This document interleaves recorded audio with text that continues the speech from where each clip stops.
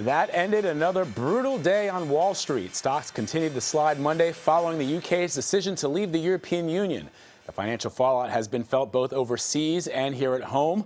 The Dow dropped 260 points, the Nasdaq lost 113, and the S&P fell almost 37. Greg Ip, the Wall Street Journal chief economics commentator, is here to talk about all this. Greg, good to see you. Thanks for having me. So when do we expect the market to stabilize? You know, it could happen any day now, Vlad. I mean, what we've seen since the Thursday vote by the British to leave the European Union is what I would call a repricing of risk in the financial markets. Essentially, investors are saying, what does the economic outlook look like, and what's the correct level of interest rates, and how much should we pay for stocks in that environment? You saw the first initial sell-off on Friday. That was very steep. Today's sell-off was a little bit less, and I think that reflects two things. One is that there's a bit more political instability in the United Kingdom, as you're seeing the various political parties jockeying for position and the possibility of another election this fall. And secondly, a big hit on bank stocks in Europe especially. But that isn't so much because of a crisis. It's because they're expected to make a lot less money in the future environment, which will be weaker growth and lower interest rates.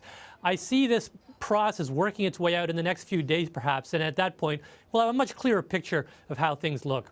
Greg, you know, pundits are fond of saying that the market doesn't like uncertainty, but I came from the value side of the business before I became a reporter, and I wonder, is volatility my friend in this case? Are there opportunities here?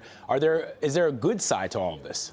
There's two questions that you really have to answer right now when you look at what's happened in the markets in the last 48 hours of trading. The first question is, how much of the drop is because earnings are going to grow more slowly in the future because we've got weaker growth? The second part of the question is, how much of this is just basically a risk premium in the sense that investors are saying, I'm only going to pay a lower price for stocks given how uncertain things are. If you think it's mostly the second factor, this is a good time to buy because it means your willingness to accept that more risk should over time give you more reward. But as I was saying a second ago, we still need more time to know what the impact on long-term economic growth and profits is going to be. And so, Greg, the S&P's downgrading of the UK from its top credit grade, is that going to have an effect on the U.S. and other global economies? I honestly think it's not big news at all, Vlad, and I'll tell you why. I mean, historically, these rating agencies are very late to the game. They basically announce something about a country long after the market already recognizes a fact. Look, British bond yields have gone down since the Brexit vote. They haven't gone up. Nobody's really worried about the British government defaulting on its bonds. All the rating agency is telling us is that we think that the economic outlook for the UK is more questionable than it was 3 or 4 days ago. And, you know, we already knew that. So from a market perspective, is there anything that politicians can do to fix this, or will we just have to see how the market plays itself out?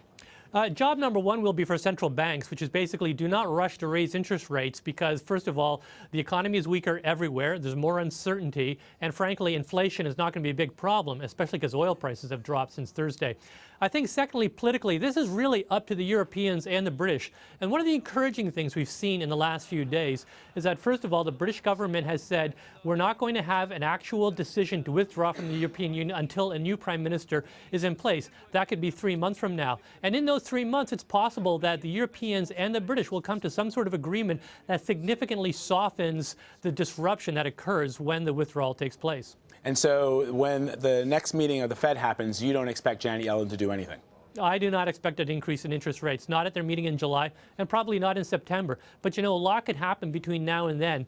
One thing I've learned over the years is that you often get big reactions in the financial markets as people take on board the fact that the world is more uncertain, but that as time works its way out, you find that the economic outlook hasn't changed as radically as the market action thinks. Greg Ip, we thank you so much for your analysis. Appreciate it. All right. Thanks for having me. Thanks, Greg.